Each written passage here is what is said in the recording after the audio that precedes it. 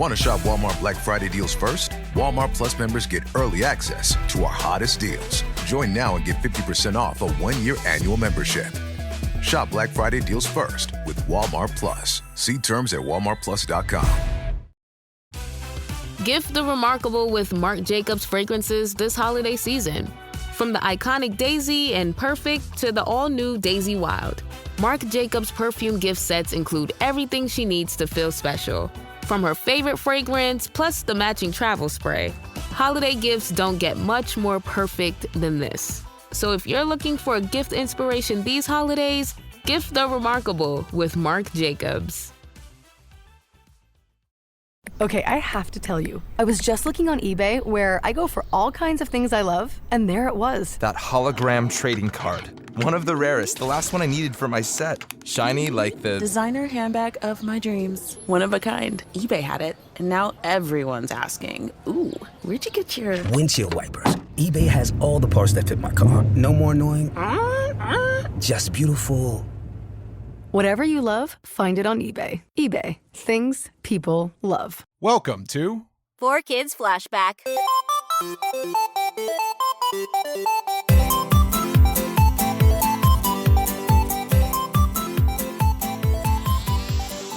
Hello, welcome to 4Kids Flashback. My name is Tara Sands. I am one of your tour guides, joined as always by... Steve Yurko. He's in the full tour guide getup. I don't even know what that would entail, but I'd like to imagine you wearing a little hat, a little tour guide hat. Little flag. Down the little flag so you can make everyone follow you. You'd be a good tour guide because you're tall. Yeah. They'd be able to find, and I'd be able to find everyone else, so no stragglers.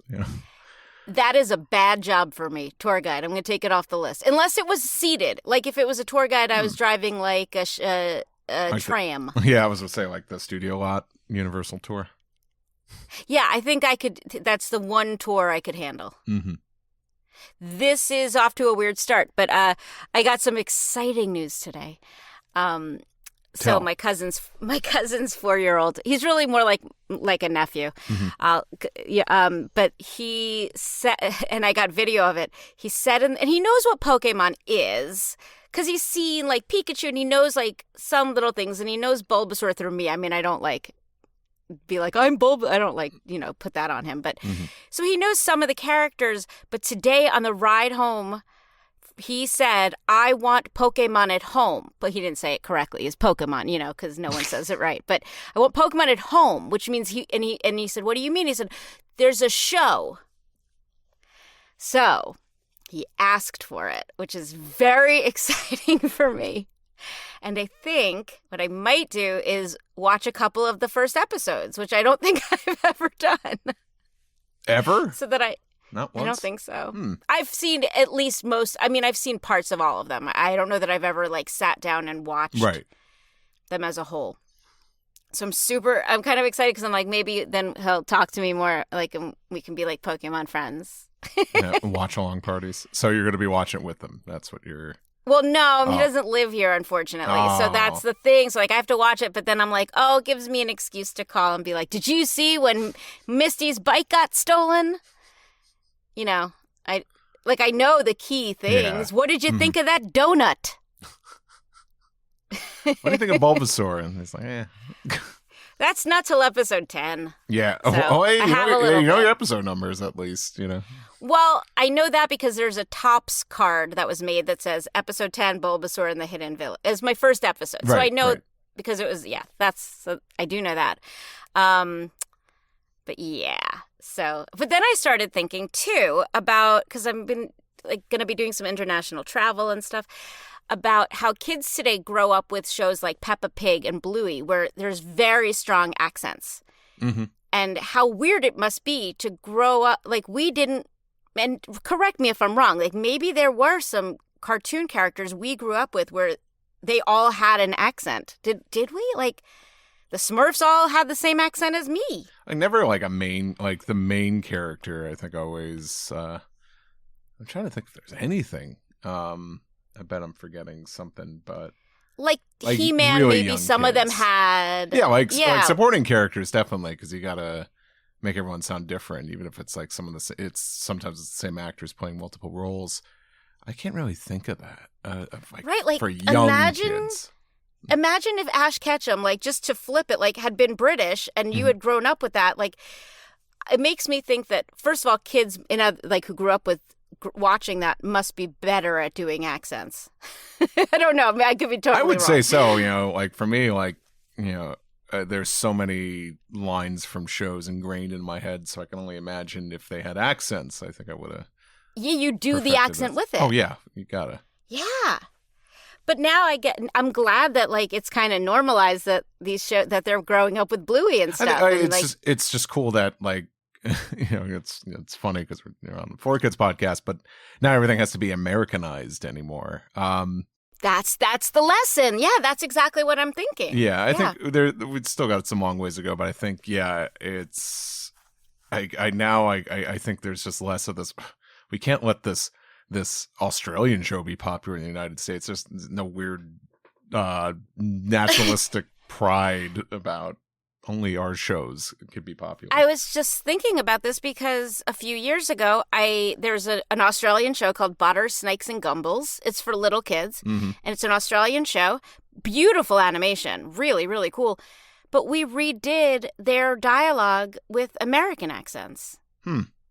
So interesting, and I guess it was pre-Bluey, and maybe no one was willing to take that risk, but it felt so blasphemous to re-record their wonderful Australian accented performances with my crummy, annoying American accent. That's odd. The only thing I could think of is like Thomas the Tank Engine.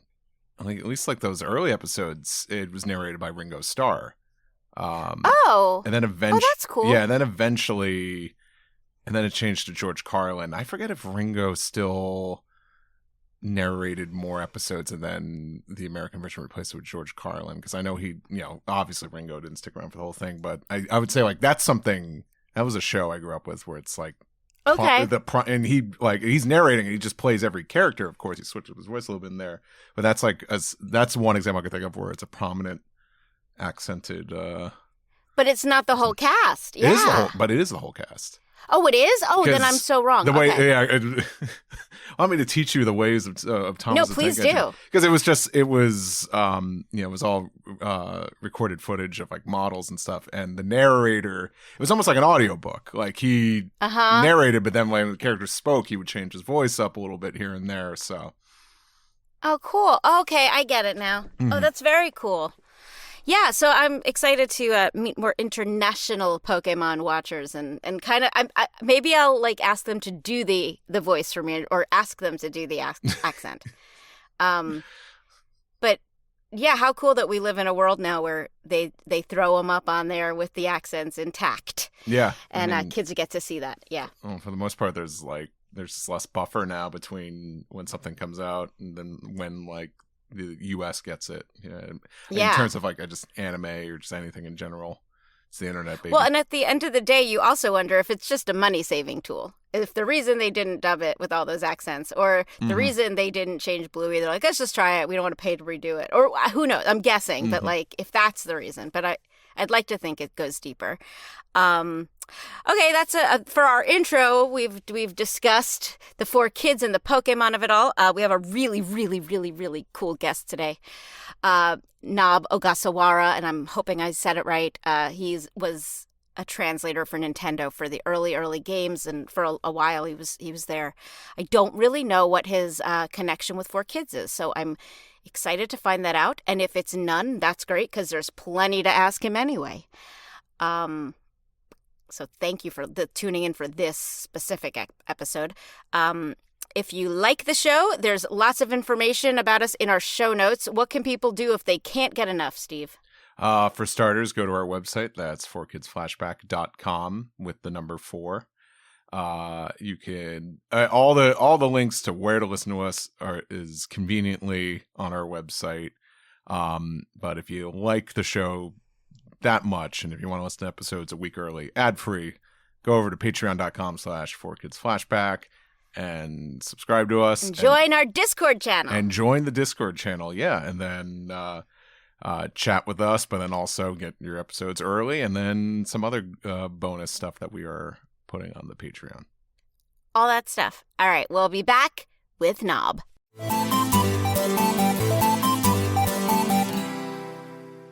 Our guest today is Nob Ogasawara. Nob worked as a translator slash localizer. We're going to get into the differences and nuances of that for so many games that you guys know and love, like Pokemon Yellow, Pokemon Blue, Pokemon Red, Pokemon Stadium, Pokemon Crystal. I am not going to read them all because we will never finish this interview. It'll last 6 hours, and I can't do that to this nice man. I'm very excited. You guys sent in great questions for Nob, and I have so many of my own, and I know Steve does too. So thank you, and welcome to 4Kids Flashback. Thanks for having me. Okay, so we want to know a little bit about your backstory. I know people want to get into the Pokemon of it all, but I did hear that you descend from royalty, so I need to ask you about that first. If the feudal system were still to exist in Japan, I would be a governor of one of the provinces, and I would be the governor of Nagano, Shinshu, which would be Nagano, where the Olympics were held in 96. Yeah, that would be my fiefdom. Oh, man. But it's very poor, and it's like the principal principal produce of that area is paper ornaments for envelopes and stuff for funerals and stuff, and wow, they also eat insects. So not a very powerful clan or anything like that. Well, now you're in the fiefdom of your library, and I like that. So that counts. Okay, I'm fascinated because I did my ancestry and I kept thinking, just let me have some royalty. And they were like, nope, sorry, next. So you were born in Japan, and I assume that's why you are a translator who speaks 2 languages. Can you just talk a little bit about, you don't have to give us your address or anything, but a little bit about your childhood and learning 2 different languages? And Sure. Well, like you said, I was born in Yokohama, and I spent my first 6 years in Japan. I finished my kindergarten. That's the extent of my formal education in Japanese. And then my parents, emigrated to Canada from Japan, and I was 6 years old. So I immediately got enrolled in the Canadian public system, starting with grade. I did a little bit of kindergarten again, and then went straight into grade 1 without missing a beat. And it was sink or swim time. I didn't speak a word of English then, so it was pretty rough the first couple of years. But once kids are sponges. They'll learn if you leave them. If you put them in an immersive environment, they'll learn. And I just completed my whole education through the Canadian system, and I got my. I eventually ended up getting a Bachelor of Arts in Econ, but so my entire childhood was spent in Burnaby, British Columbia, which is a suburb of Vancouver, and then in '85 I went to Japan. But I learned Japanese basically reading manga. Oh, okay. What were you reading back then? Shonen Sunday, Shonen Magazine, Shonen Jumps, and Champion. So like the original Blackjack, Dokaben, baseball cartoons, manga, Doraemon, just One Piece, Dragon Ball. Standard stuff. Was it hard to get your hands on, or did your Japanese relatives have to send this to you? My dad worked in shipping, so he would go see Japanese ships at the docks, and they would give him, magazines and that. So I'd end up reading the same damn manga over and over and over. But the Japanese and manga all have the phonetic language on top of the harder characters, so I could read the phonetic stuff, and kids just absorb. You just read and you start recognizing shapes of the more difficult characters from reading phonetics, and that's how you learn. That's how I learned. this might be ignorant, but did you know kanji, or were you I didn't know kanji. You didn't? Okay. I didn't know. It was all the phonetic hiragana, katakana were in the manga. Like all the text would be in kanji mix, but then above the kanji you would have little tiny. I see. Okay. Yeah. So that's what because it's. I just realized at 6 you weren't like this savant who was Obviously, you are a savant. I didn't mean to insult you. No. So, did video games enter your childhood at all in your Canadian life? I was born in 1962. Not a chance. Pinball? Hey, pinball. I didn't do that. That's not pinball. Okay. Pinball. Yeah, but that's what delinquents do. Well, it's you're right. No, I was a delinquent. That's a delinquent. Well, not just, but I mean, just like, who's got quarters? Remember that? Oh, remember the mad rush for quarters. Yeah, I mean, the only time I could play pinball is if I could swipe, quarters from my mom's, bus change jar. So yeah, sorry, Mom. But yeah, so no. Okay. So it would. I mean, video games. I didn't cross paths till I was like, 18. I was 18 when I first encountered Space Invaders. Right. Like the early 80s. Yeah. Or late 70s, actually. Yeah. Yeah, late 70s. Yeah. So, we had like the knockoff Pong that, you just the department store brand, right? Everybody got those. Pong. Yeah. Oh. Well, that wasn't the original Pong. It was like, whatever the department store brands would sell for cheap 2 or 3 years down the road, right? I mean, the fact that we could sit and play Pitfall for hours and nothing happened in that game. Nothing. But I could have lived in front of that television. So you moved to Japan in 1985. What was the catalyst to go there?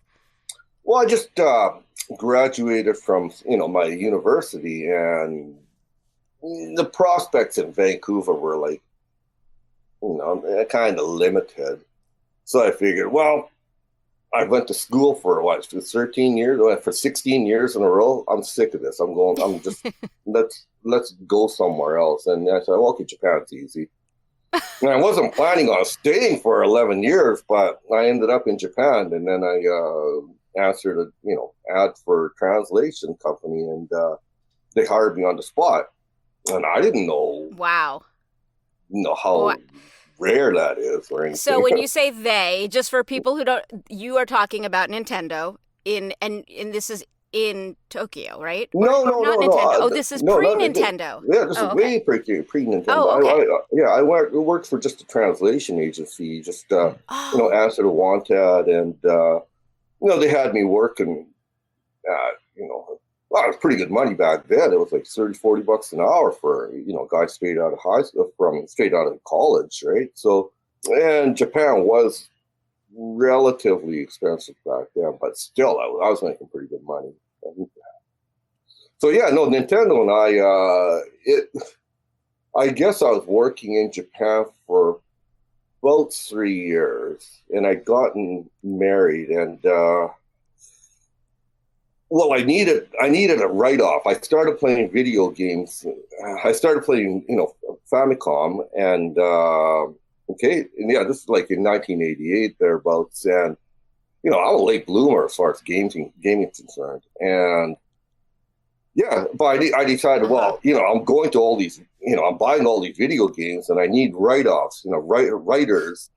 Writers don't have tax write-offs. We got pens, pencils, computer, maybe, right? So, so I needed a way of writing off video games, and I thought, well, I'll write the EGM and I'll write the Game Pro, maybe a I'll stapler, see if I can, work like the video game magazine for the day, and see if I could sign on with them. And they jumped at the opportunity. They didn't have anybody there.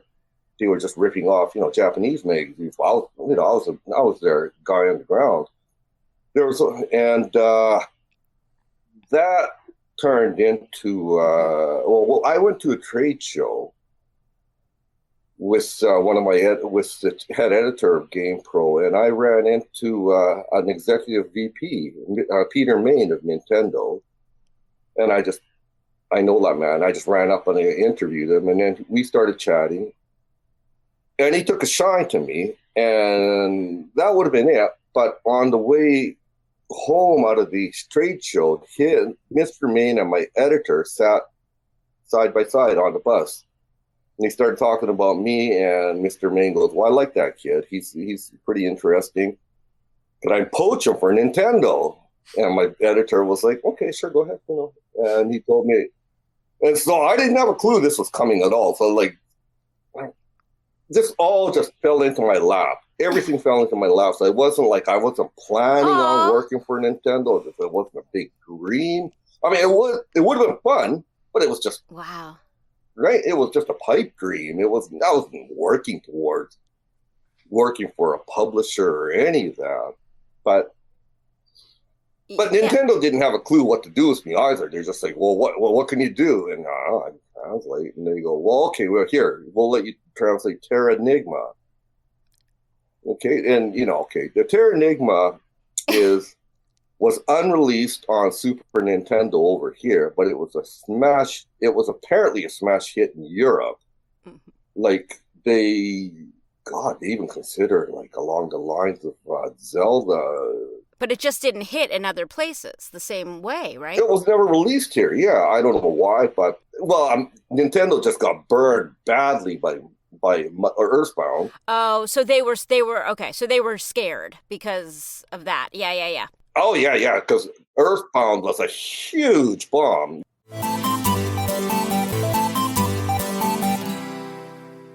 Traveling to see your fave sports team is cool. But traveling with Amex Platinum for the big game is even better. Right this way. With access to dedicated card member entrances at select events, you can skip the line. And one.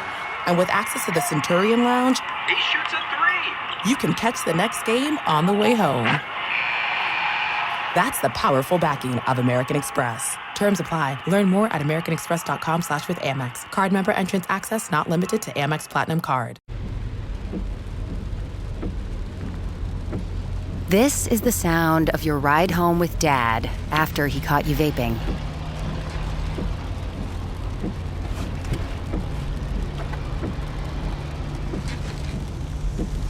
Awkward, isn't it? Most vapes contain seriously addictive levels of nicotine and disappointment. Know the real cost of vapes. Brought to you by the FDA. This episode is brought to you by Allstate.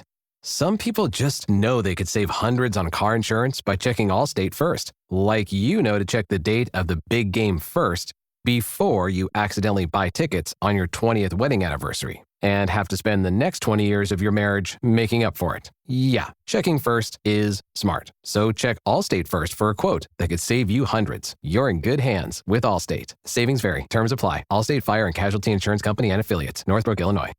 Back then, Earthbound, when I went for the interview down in Redmond at Nintendo America, they... You don't say that. You don't say that. No, they cringed when I said Earthbound, and you're just like, okay, what's a taboo word? All right. How fun. So they were gun-shy about things because of that. They were, so that's good to know about the timing-wise, what was happening RPGs in particular? Pretty much, yeah. Like, RPG was like, this would be right when Final Fantasy, or B2, I guess here, Final Fantasy 6 was becoming a big hit, but it was still pretty iffy. So, Nintendo didn't want to replicate the Earthbound disaster, so they decided no. And I think Illusion of Gaia, the one before that, or Illusion of Time, I think was not a huge hit either. So Nintendo was like a little leery. And then that was also the time when Enix USA first shut its doors too, right? So, yeah. So again, there were like concerns about, RPGs in general as a genre. They hand you this Terranigma and you're like, translating. Okay, great. At this point you are a gamer. So this is kind of a dream job scenario. Oh, yeah, for sure. Point, yeah, right? But it was just like, holy cow. I mean, I've been translating marketing stuff, and, I know how to translate, video video machine manuals and stuff, like, press button A and this will happen. But writing dialogue and writing creative stuff, I mean, this is all brand new. And how much leeway did you have? Like, how much creativity, how much leeway? And we'll talk about the differences between localization and translation. Well, to be honest, there was no...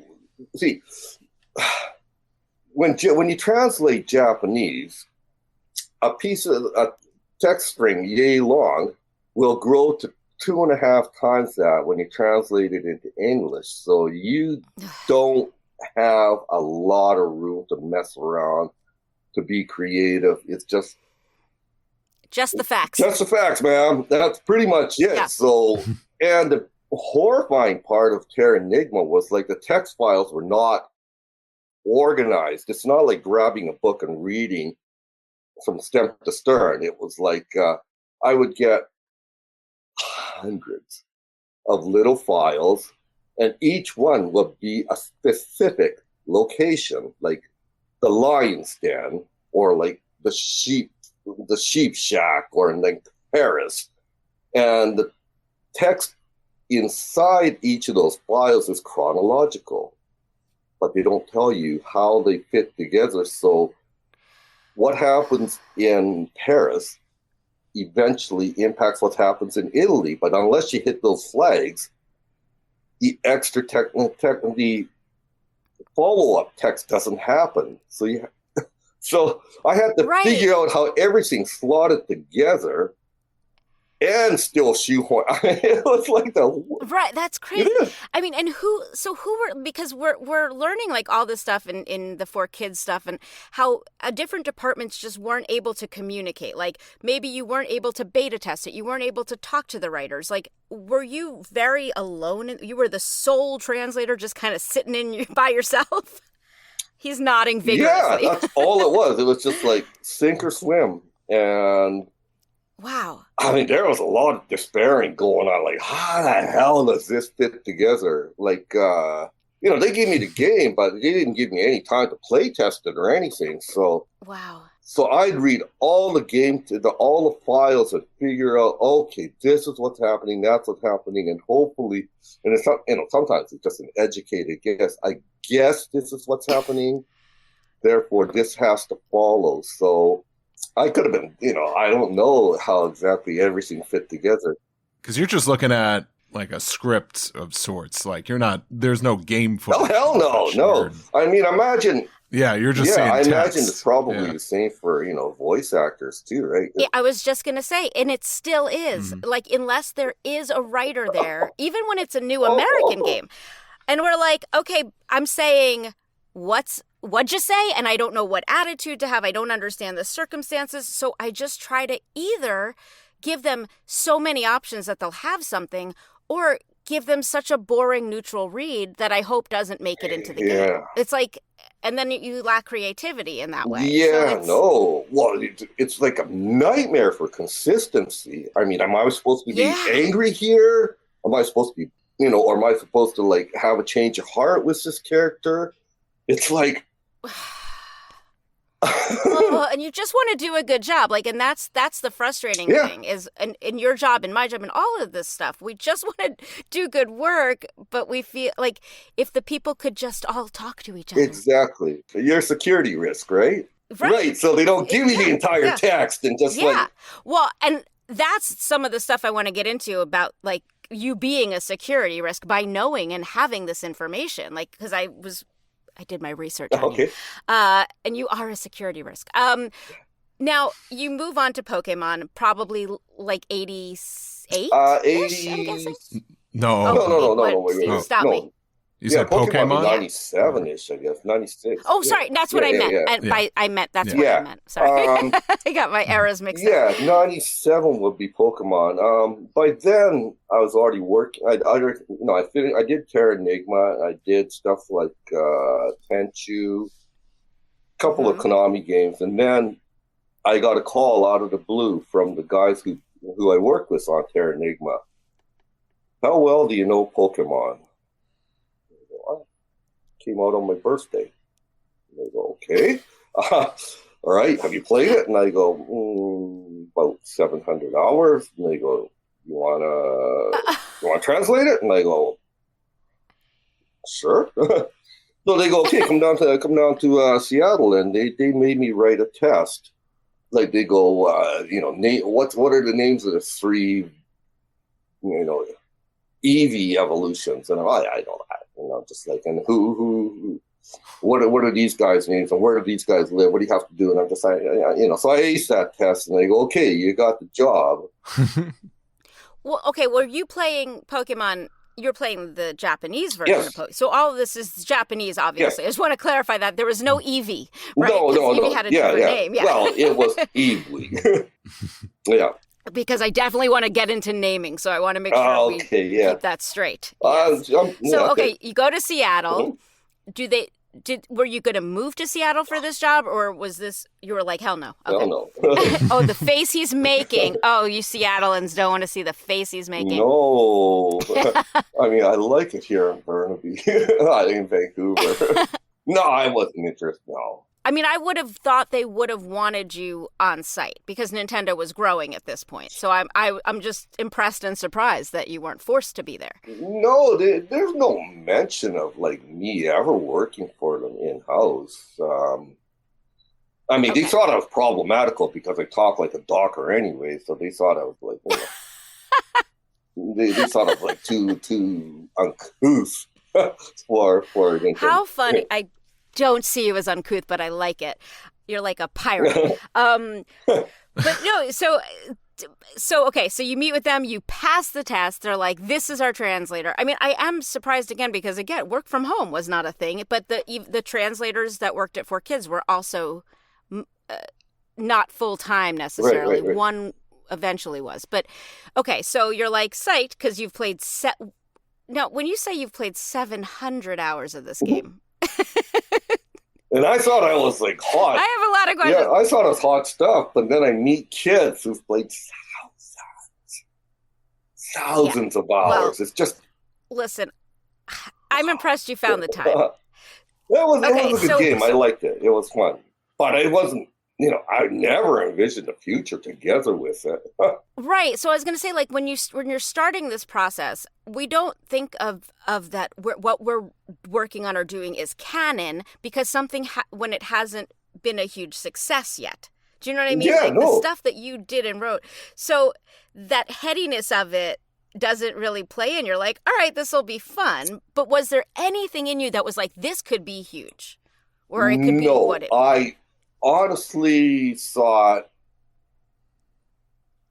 this could be a huge turkey because RPGs, man, just like, kids don't read, right?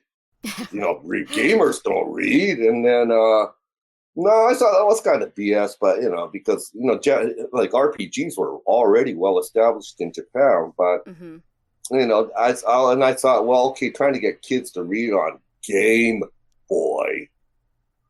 I thought that was a challenge. I mean, Game Boy, it's got tiny text windows. I mean, it's like, it's like playing cell phone games, right?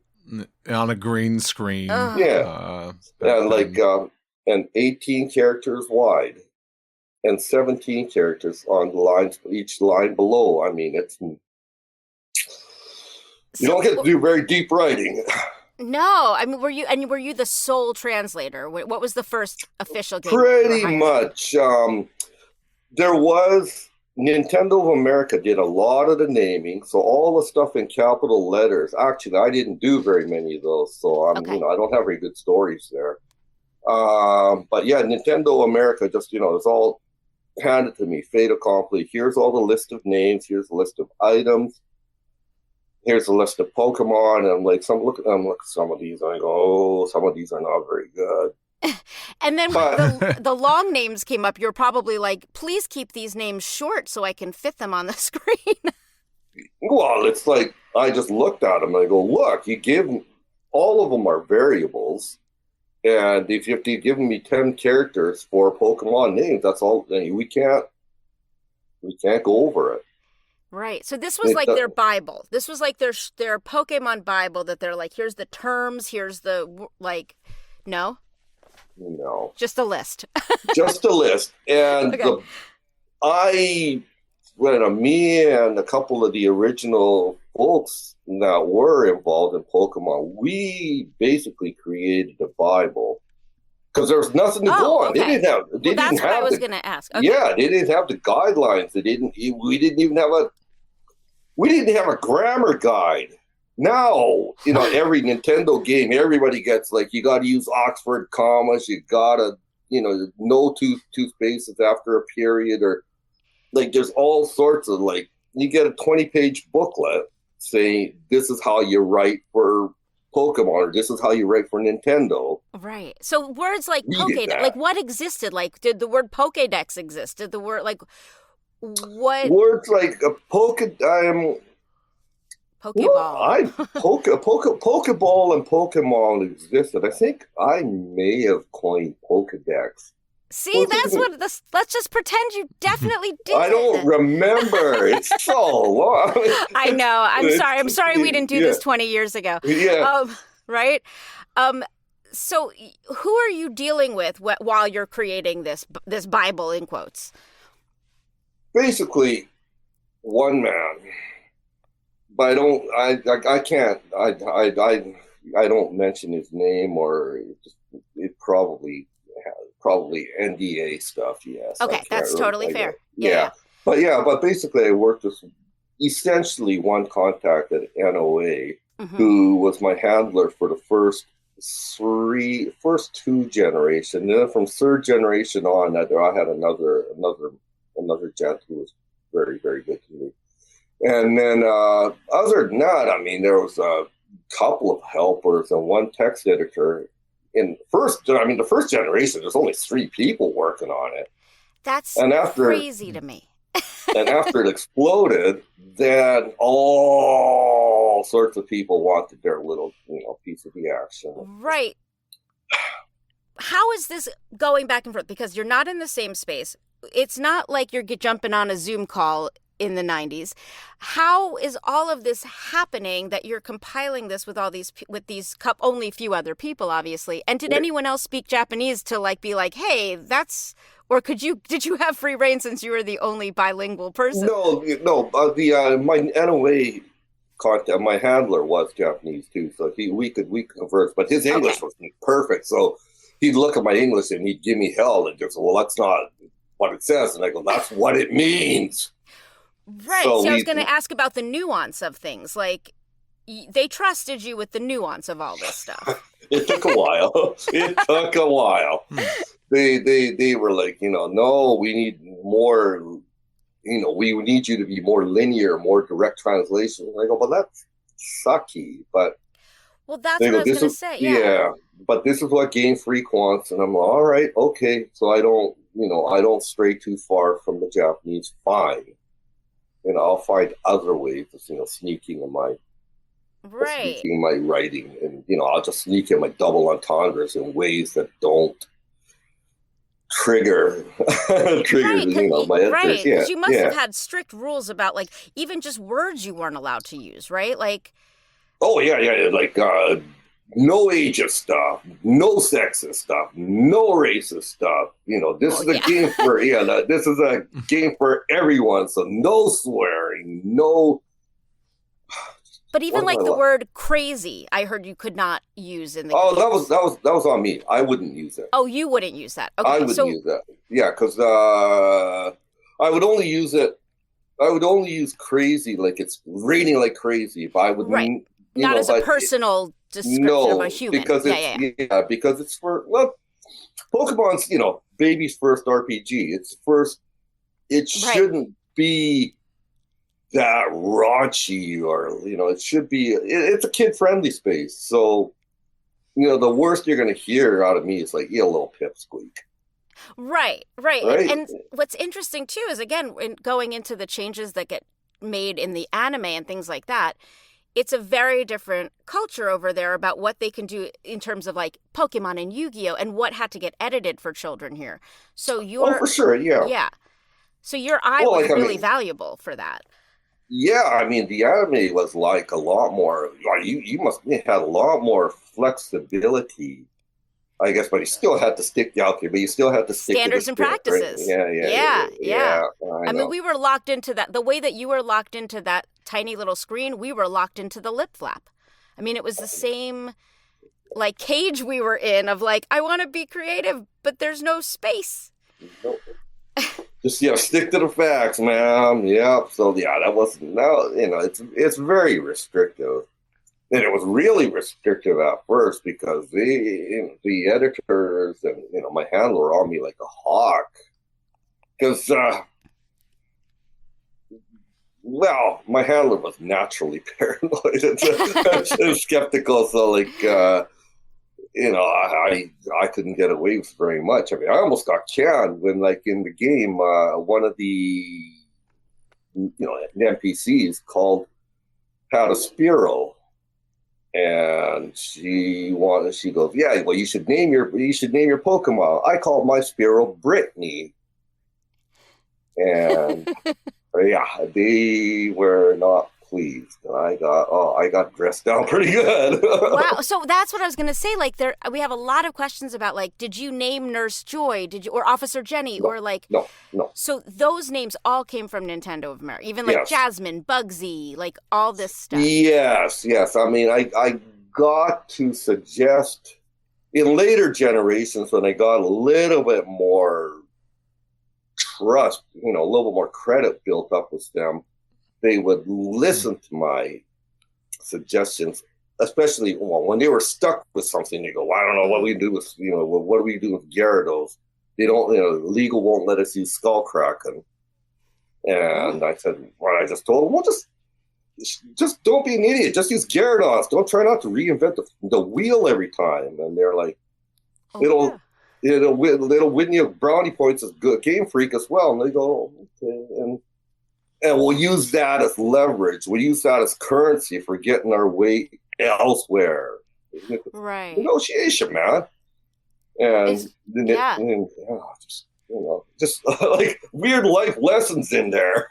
Totally. Like, I mean, just how to work especially within a company that is growing at that speed. Like, I mean, that's, to me, one of the most fascinating things about this whole Pokemon thing is what like that you were there from day one to see this turn into what it became. Yeah.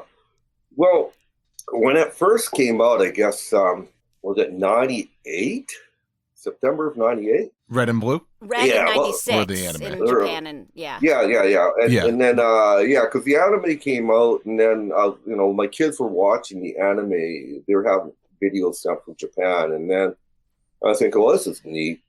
And then I started working on the game itself. So it must have been, the September of 98, the anime and everything all exploded at the same time? Mm-hmm. Correct. Yeah, okay. And I was told by one of the more higher ups in Nintendo, like, if this game doesn't move 200, we're doing 400,000 units. And if we don't do 200,000 units, you guys are fired. He was joking about it, but he goes, no, if we don't do, 200K, you guys are toast.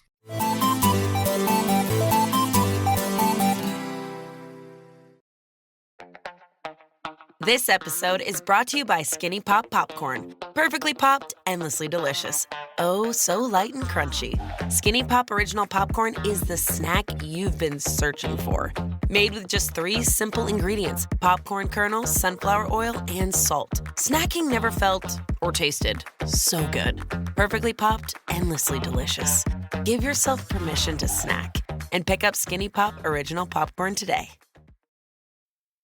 The holiday season officially starts when you get that first card in the mail. Shutterfly makes it easy to add more meaning to the everyday with hundreds of holiday card designs that can be personalized in seconds with your favorite photos from this year. Select your greeting, customize the color, and even add little extras like personalized foil to make a holiday card that really shines. Enjoy 40% off with code SMILE40 at Shutterfly.com and send something meaningful this year. See site for more details. Looking for a pickup truck to get just about anything done? Look no further. The Chevy Silverado EV isn't just the most powerful Silverado ever, with next-level towing capability and technology. It also offers game-changing versatility with the available multi-flex midgate and tailgate, which means Silverado EV helps you carry large, bulky, and oddly shaped items up to nearly 11 feet in length. Chevrolet. Together, let's drive. Visit Chevrolet.com to learn more. And then you guys did the heavy work and turned the anime into the monster smash hit, and everything else got sucked into that vapor trail. Not the vapor trail, you know what I mean, the slipstream. I see. And everything it sort of seems cumulative to me. Like, again, because they hit it from all angles so hard with the cards, and the games, and the artwork, and the toys. It just felt like a perfect but toys and cards were delayed. The only things in the US, yeah. Yeah, the only things that really hit at the same time were the anime and the game, and that's how the game benefited. It was. It was like licensed merch, and it was the only licensed merch available for the only thing available. Yeah. It's crazy. And it turned out to be a fun experience, replicated their, viewing experience. Well, thanks to you guys, it all came together. It created an incredible synergy. Yeah. Were you involved with 4Kids at all? Like, what did you think of what was going? So, no, you didn't have any. I didn't have any time. Holy You're cow! a busy guy. Yeah. Oh, it was when these projects happen. I mean, we're not talking just crunch. Right. Crunch sounds like something you could actually bite. We're talking like hunks of concrete, that kind of crunch. Okay, so just in your own little world. Oh, yeah. I mean, closed off. Yeah. Yeah. I mean, there were times. Well. One of the games, the Pokemon Mystery Dungeon 2, I ended up working 10 weeks, 70 days in a row, 12, 14 hours a day. Like, oh my God. It was that kind of crazy. And I did that for, I don't think I've ever had like a lot of time. It wasn't, what should I have missed this day? It wasn't like that. You didn't have 700 hours to play a video game anymore, is what you didn't have. No, it was just like, holy crap, give me the sheet of paper and here we go, So no. Is there anything that got lost in translation that you're like, oh my gosh, I wish I had called it this, or I wish we had said this, or things that you're like super proud of that you came up with? Well, for instance, like puns, or, well, no, they just go. They can't do puns. So I'm sorry. I thought you were doing that. No, you lose. Puns are out the window. Yeah. Or you replace them elsewhere. Or you replace them. You try to like balance it out. And there's for instance, there's jokes that you can't translate. Right. Like hiker. There's a hiker that would be laughing, and in the English, I made him just like, he's not actually laughing. He's like trying to stifle a sneeze because he has hay fever. But in the Japanese, he's laughing because he's off his ass on magic mushrooms. Oh, and we cannot do that. We cannot do that. No. That is a no. No. I see. So stuff like that. So stuff like that. Or like in the very first, in Red and Blue, like the first man, there's an old man lying on the road, blocking your way out of the town. And he's being a jerk in Red and Blue because he hasn't had his coffee. Okay? He's just being a cranky old guy. In the Japanese version, he's just drunk off his ass and he's just lying there, so you can't step over him. So we got it English. So we had to change. I changed stuff like that. Once the anime, the anime did kind of, I think, beat the game. But like once the anime was a smash hit, like, did you ever feel like there was any more influence coming from that side on future translations, or was it just very, as you said, no, in your own world? I was in my own world. I mean, I was asked by somebody is saying that did somebody actually read your lines in the anime, and I go, Oh yeah, I know. Someone asked that. I'm like, he didn't have time to watch the anime. No, I don't know. Did you? Possibly. I mean, possibly. Okay, yeah. So you don't know either, right? We weren't, because I didn't. I mean, at that point, I wasn't playing the game.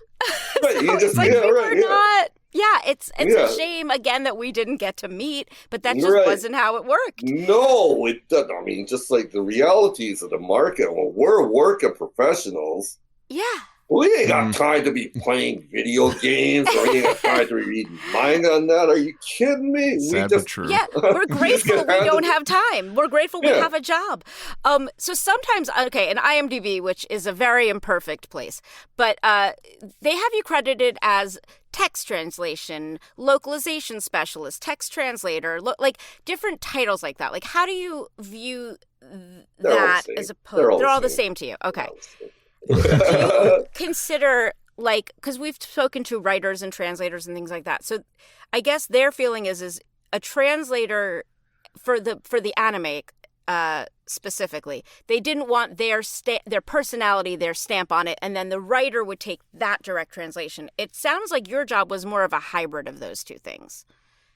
Yeah, I mean, well, since there's only one guy, yeah. I was, you know, I throw the pass and I run down the field, I catch it and run with it again. So, right, you know, but no one ever said, hey, you're just a translator, we're going to get someone to do, like, I like that they didn't bring in someone else then, like they did with They did have, like, they added Teresa Lilligren and a couple of fellows underneath her, but I don't know exactly how much they were fooling around with it.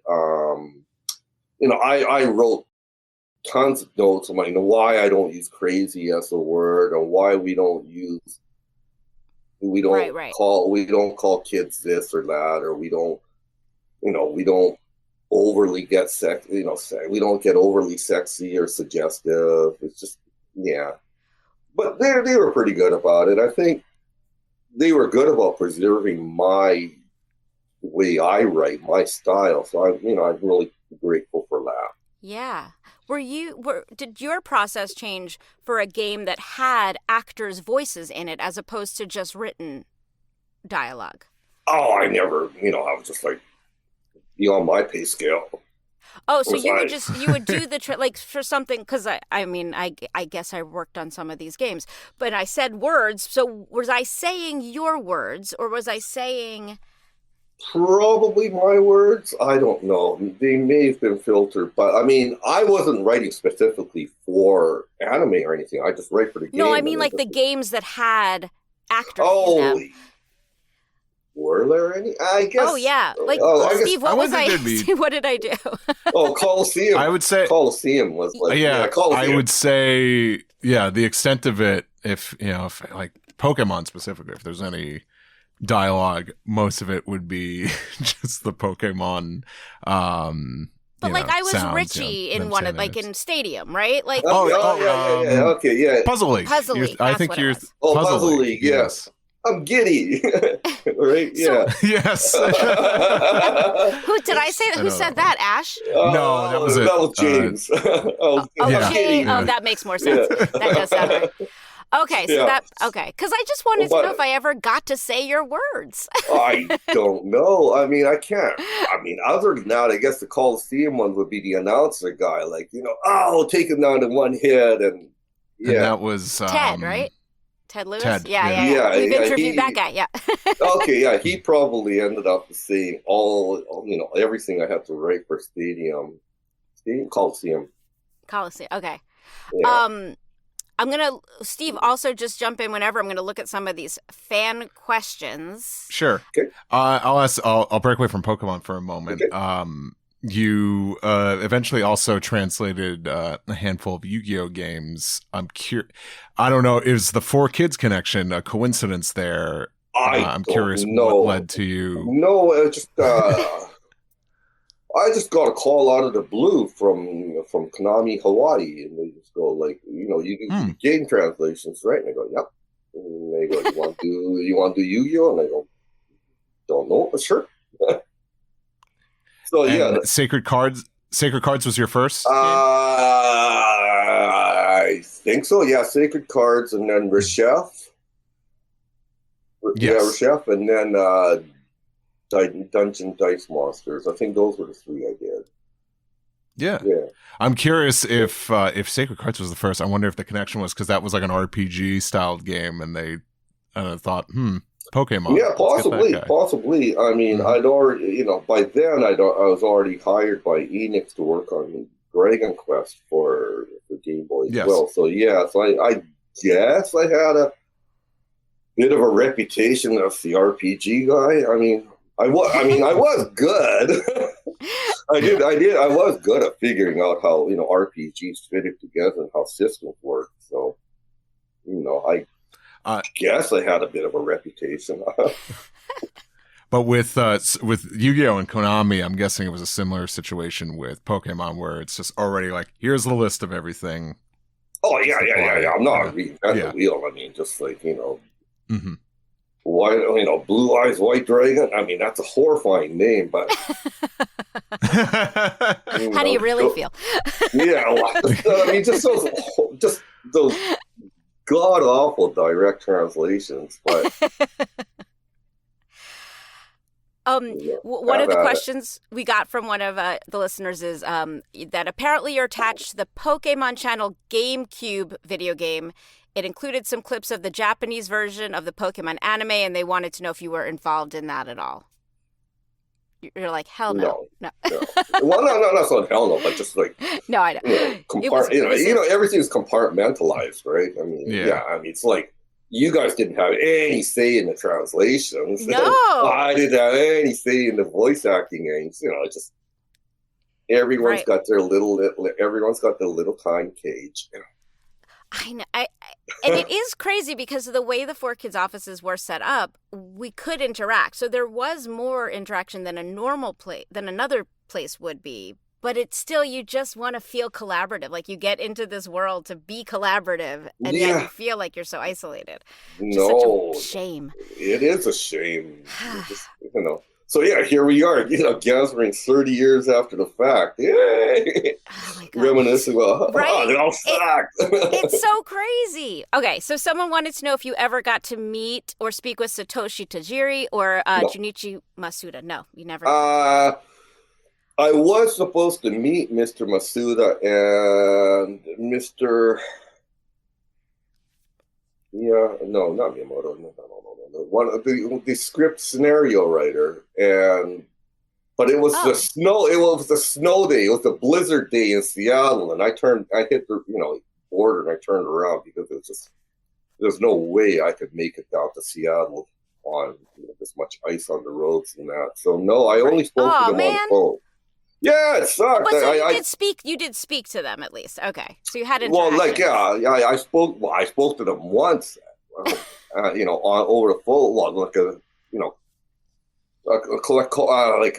One of these Zoom meetings, except no picture, and a conference call. Right. The conference call. There we go. Yeah. There we go. Yeah, kicking it old school. Yeah. Okay. Conference call, and but that was like, what?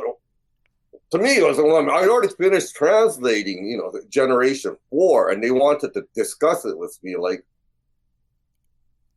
why after the fact? But all right, okay, sure.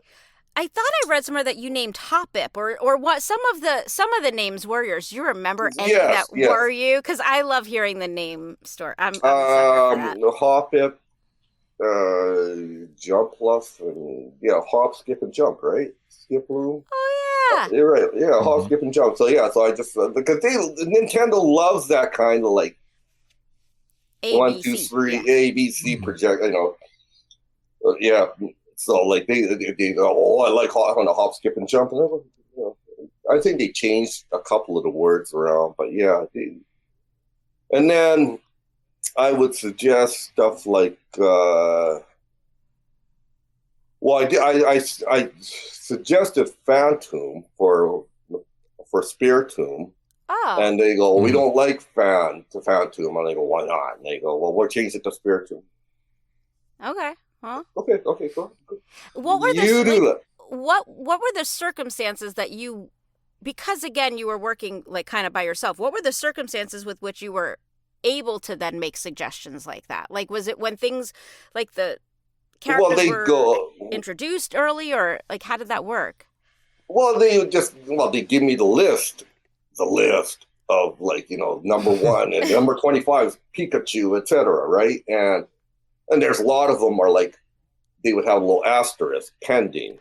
Oh, I see. Okay, right, so you were getting it at that point. Okay. Yeah, because and then some of them were just blank completely because they'd have to, because NOA would suggest names, and then Game Freak would have to go yay, nay, and then NOA Legal would come in and they go, no, we can't use that. So why the hell not? We're just not allowed to. And so back to drawing board. So there'd be stuff I'd see that, okay, these 3 haven't been named at all. And I go, how about this? And I'd throw them a suggestion, and then so that was the only input I got.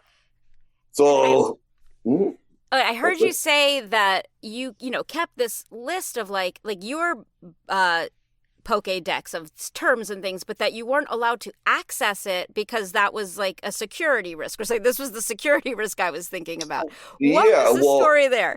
You wouldn't believe it. I mean, I was writing Pokédexes and item descriptions, and since they changed the wording a little bit at a time from generation to generation, I should by all, be referring to the older ones to make sure the wording is consistent. Yeah.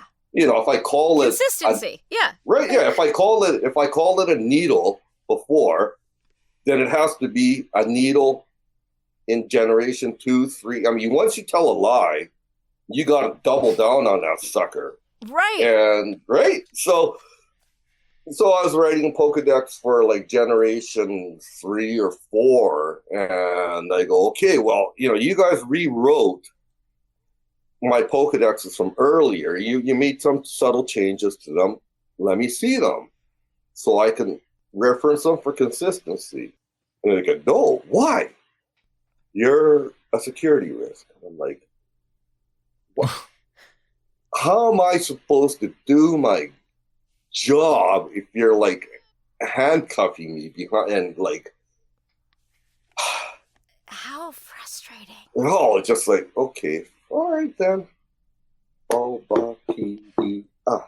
So that when people say, why was this inconsistent, this is the reason. When anyone has any of those kids say, this didn't sound the same as this thing, blah, blah, blah, blah, blah. This is why, right? Well, yeah, after generation 4, I wouldn't have a clue. I mean, I wasn't involved, but until then, I was like, I was sticking clues to, I was sticking Hugh into the text, to the script. After I left, I have no idea who, it's not my job anymore. That's out of your hands. Yeah, so yeah. Do you remember early conversations about how to pronounce Pokemon? Because we had a lot of them. I don't know if you guys had to have. No, I just like, hi. Go for it. Good luck, you guys. Yeah. Yeah. Well, I had no idea a lot of them. It's just, because it's just, I just have to make sure how ASEUS. Okay. The other thing. Right, yeah. I don't know. And again, I don't know if this is something you'll know, but like, when did the Ash Ketchum of it all? Because Norman Grosfeld, who was 4Kids, came up with the gotta catch them all. So then Ash Ketchum, like when did Ash's name even? Oh, I wish I knew. That's again. Right? Because we got questions about that. But yeah, that's brilliant. And I saw a Dr. Oak question. Yeah. And I thought that was really neat because his Japanese name is Okido, which is like wood gate. But apparently the wood gates are made of like a really hard wood, like an oak. And that's where it came from. But it's also a pun. Okido, oak, okidoke. Oh. Okay, so I'm just like, okay, that's really clever. So like, but we don't know who to credit with that, do we? Yeah, that would be my guy at Nintendo. So yeah, that would be your inside guy. Inside guy. He did some clever things. Yeah. He wasn't. He was a pain in the ass to work with, but man, he has. Sometimes those are the best people, though. Yeah, I get it. Oh, yeah, it's not always. We'd scrap all up. But then I scrap with all my clients, so yeah. Maybe it's you. No, I'm just kidding. It is me. I don't know how to keep my mouth shut.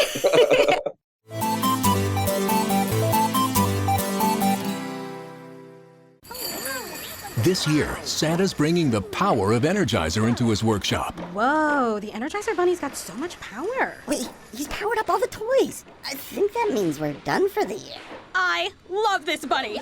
He's the hardest working helper the North Pole has ever seen. And he wants all your gifts to have the power of the #1 longest lasting AA battery.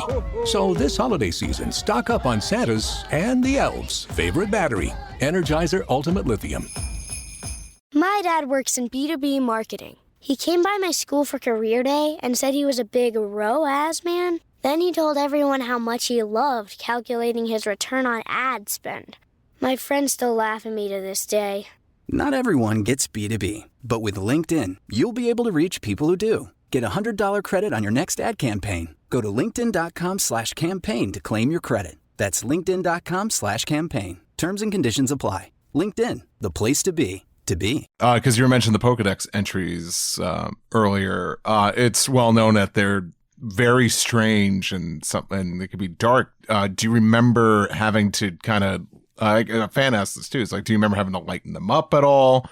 Do you remember kind of just going, it's like doing a direct translation? I wasn't really allowed to change it very much. So like, you know, if that hermit crab evolution wants to, like, you know, rip people apart with its claws and like suck their body juices, that's what you're gonna get. I was like, holy cow, this is like, for a game E10, this is pretty raunchy, but okay, all right. That's what they have here. Yeah, if that's what, you know, you write it, you eat it. I wonder if all, like, part of the reason why they were changing your translations is just like, maybe they realized, like, maybe this is too much. Yeah, well, they have to, really. I mean, I'm just like, you know, this is pretty raw here. But I was under orders, you know, don't mess with the Japanese. Yeah. Say, yes, sir, you know, I will, you know, what you want is what you get. You know, that goes for you guys too, right? Yeah. I mean, listen, we once in a while we could do a rewrite on the fly if we needed to, just to make it fit, because we, again, you know. Okay. Yeah, not here. Yeah. Someone asked about naming a Pokemon Buffy and Pokemon Yellow. Is that anything that you did not? You're like, I don't own that. Okay. I don't remember that. When did your time working on these come to an end? How do they affect your life now? Do you wear a sign that said, I translated the games of your childhood? Like, how often does this come up in your life?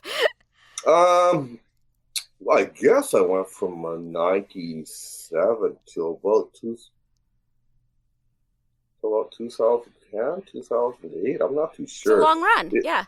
Yeah, quite a long run. And the reason I ended up, you know, basically getting fired because Pokemon Company wanted to take the translations in-house.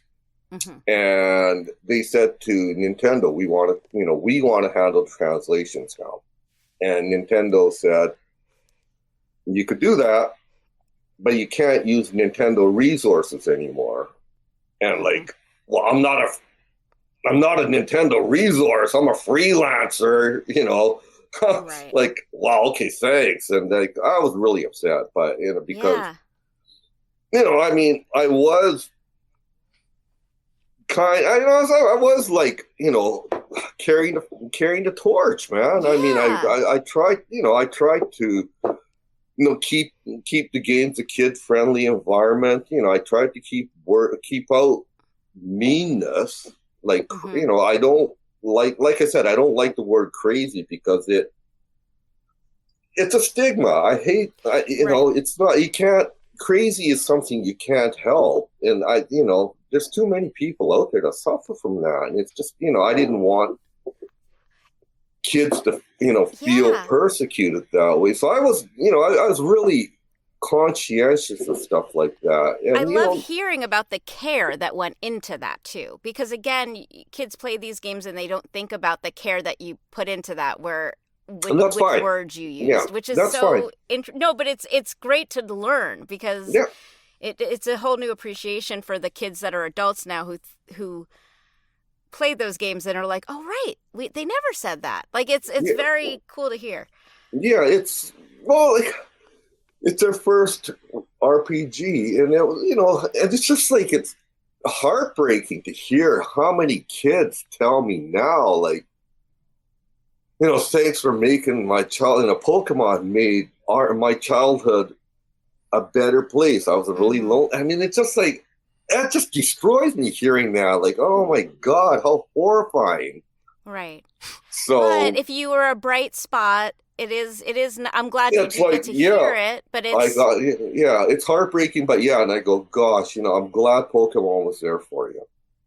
And then we hear stories like, kids who didn't have friends, but the trading cards allowed them to make friends. And those are the kinds of things I love to hear. And I always hope that, like, again, we're on the front lines at these conventions. I don't know if you go to any of these, but I hope you get thanked for stuff like that. Because, again, you put in many more hours than we did. So, well, it's just, I mean, I post a lot. I do a lot of writing on Twitter, and I have, following there. But it's gratifying, and it's wonderful to hear how many kids tell me they learned how to read playing the games, or how they remember being in the kitchen with mom, and mom would help them read harder words, and just like that's awesome. God, right. And then I even get letters from kids former kids from places like Russia, Spain, Brazil, and they all go,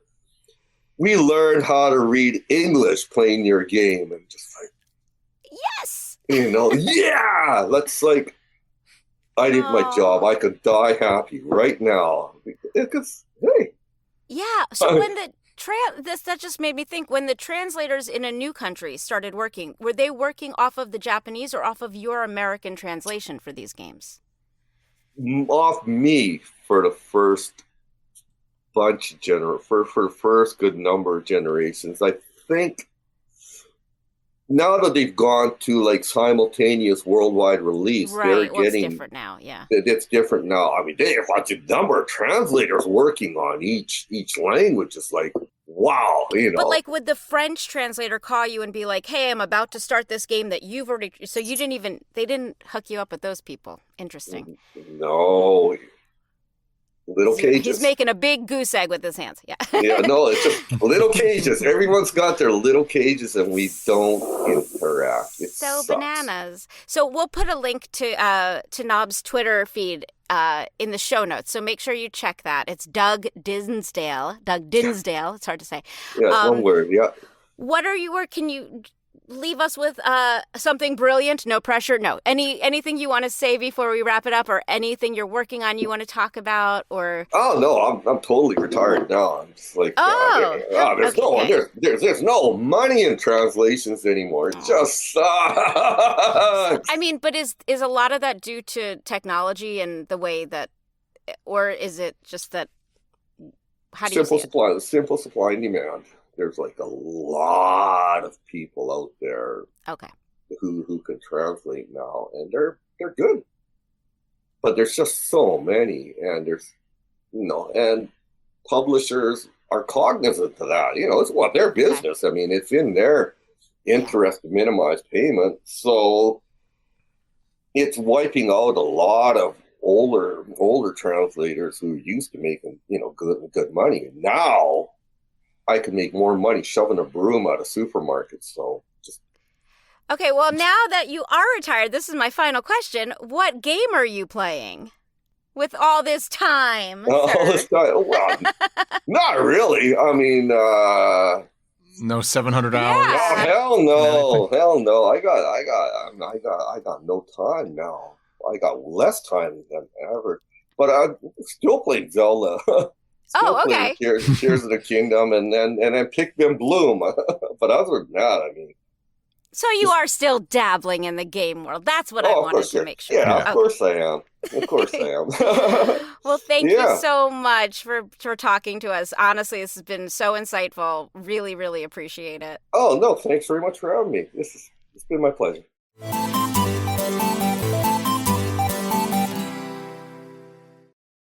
Another scorcher is what Steve just said about our guest and about the heat. Mm-hmm. I was saying, like, it depends on when you listen to this. It might not be so hot anymore, but for us in Los somewhere Angeles, it might be. Always, Yeah. Always. That was so interesting. That was a whole different side of the business than we've gotten into before. That was really cool. Yeah, but I think what struck me at my core was just talking about, like, describing. He didn't want to say he felt like crunch was almost like too nice of a term, but just like when you're really kind of just tunnel vision, just focusing on work. I relate to that. So, yeah, I mean, every part of this Pokemon empire felt rushed for time, like crashed. I can't speak words.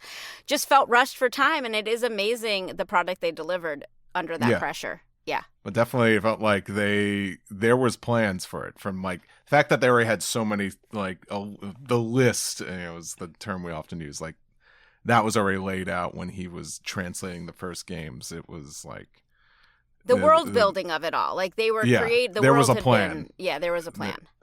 There was a plan for this to be a big success, and it paid off. I feel like there was a few things that might have tripped you up, because he mentioned like Earthbound. Earthbound is like a very popular Nintendo that was a RPG game. Big fail. Yeah. Like it just. I did my research. I knew about Earthbound. There you go. I didn't know if I was going to bring it up, but he did. So, but so if you're ever wondering why people are asking Nintendo to release Mother 3. What is that? Oh, that I don't know. The series Earthbound in Japan is called Mother. I didn't know. Okay. Yeah, Earthbound is the second game. It's Mother 2. So, and it was just called Earthbound here. And yeah, Nintendo of America has not really released any other. Well, they've re-released like Earthbound and like through like download stuff like that. But like the sequel, they just will not release it for some reason. Interesting. I'm sure someone knows way more than I do, but that's basic. Yeah, let's find that person. One of the fan questions we got was about what games young Steve was playing at this time. I was OG, first gen. Red was my first game. I of course, like most people, I saw the anime first. Wait, who was your starter? Oh, Bulbasaur. I know what you're gonna. It was? Yeah. I didn't think you were going to say that. I can't explain what was going through my head. I don't know. Just my gut told me Bulbasaur. You were a genius. So. You were seeing the future. Yeah, I don't know. I think I've always been a fan. I guess I didn't talk in that game, so it's not even like I was really part of it. But I heard all the voices anyway. No, but like everyone else. That is my question, actually. Oh, sorry. Go on. Like, I saw the show first, of course, but I didn't get the game till Christmas of '98. But right, and you weren't necessarily playing games with actors in them yet at that point. But when you played the game, did you hear Ash's voice in your head? Did you hear the creatures? Did you hear your player character doesn't talk.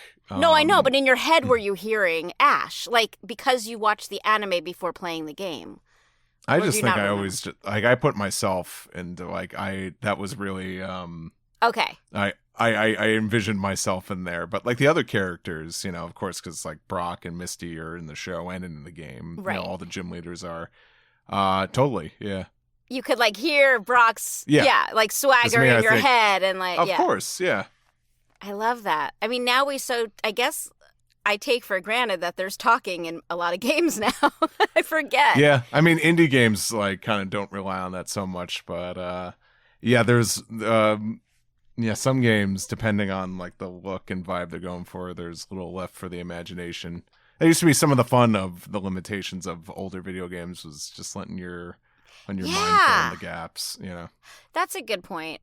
And I have said that about the Pokemon themselves only saying their names. Like, I think there's probably a point when it bothered me, but now I look at it as a child being able to decide for themselves what the Pokemon are saying. The same way they look at their dog and they're like, oh, he's saying hi. You know, like, kids create their own, decision about what nonverbal creatures are saying. So, yeah, I don't know.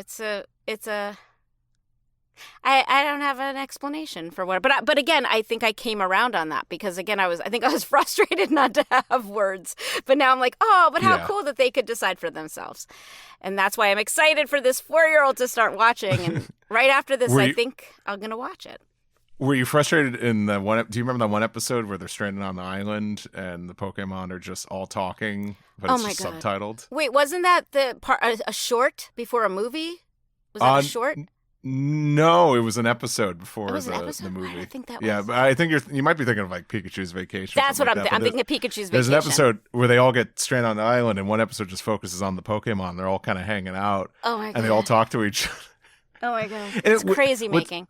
What's crazy is that it was subtitled too, and the fact that see, that's what was so crazy about it, because I'm like, that's sort of what I liked about it. Mm-hmm. Now is that there weren't subtitles telling you what to think they're saying. So I wonder how that worked. But no, it's just crazy to think because like it's all like just there. I think maybe we're kind of out of that mindset, but mindset of like everything on TV in America has to be in English. No one's going to watch anything subtitled. Because I think a lot of people used to ask like, how come you don't air subtitled anime? But wait a second. A lot of the point of Pokemon is that a parent can be like, okay, just go watch Pokemon. I can't deal with you right now. And then they're like, Mommy, what does this say? So like there's a whole episode where the parent has to then read to their kid if the kid's too young to read. I guess right? So. I don't know. I haven't watched the episode in a long time. But I think I remember Meowth was also kind of like a translator for everyone. Oh, okay. And that too. That actually makes a lot of sense. He was sort of filling in the gap. So if you couldn't read it, Meowth kind of walked you through it. It's a funny episode. It's not a funny episode. It's kind of sad. It was a great episode. It's one I remember a lot. So. Okay, see, I need to watch this show. I can't believe I just said that. All right. Well, thank you guys for tuning in to listen to Nob Ogasawara. Really, really cool guest today. Super nice guy. What a legend. Mm-hmm. You know, like feels not only is he royalty, really, but he's royalty in the Pokemon universe.